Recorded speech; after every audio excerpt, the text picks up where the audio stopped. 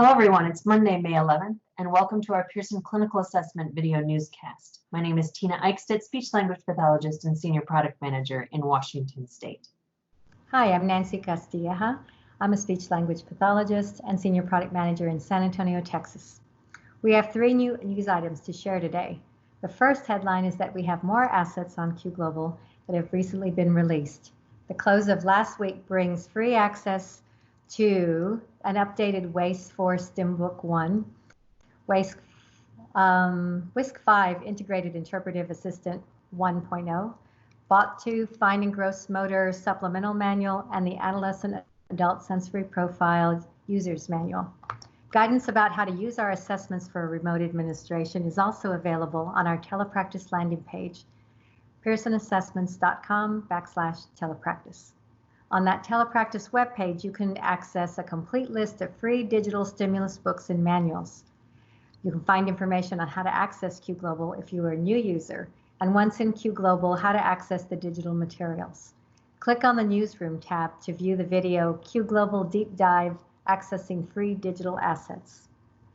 Our second headline is that we'll be launching an OT Digital Tool webinar.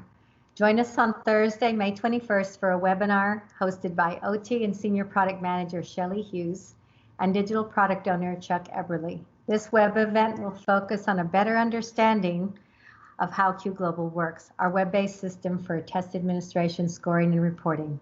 The host will go into detail on the benefits of going digital, including time and cost savings. They will discuss key OT tests available on Qglobal, including PDCAT, Sensory Profile 2, Bot2, and BMAT. There will be time for Q&A at the end of the webinar.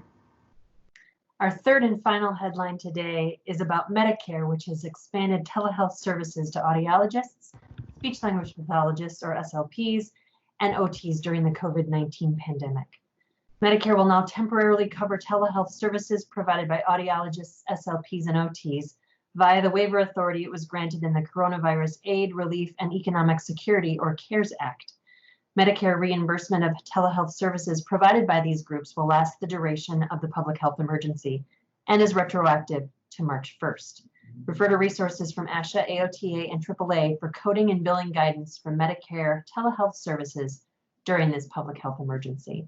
Those are the headlines of the day. Thanks for joining us.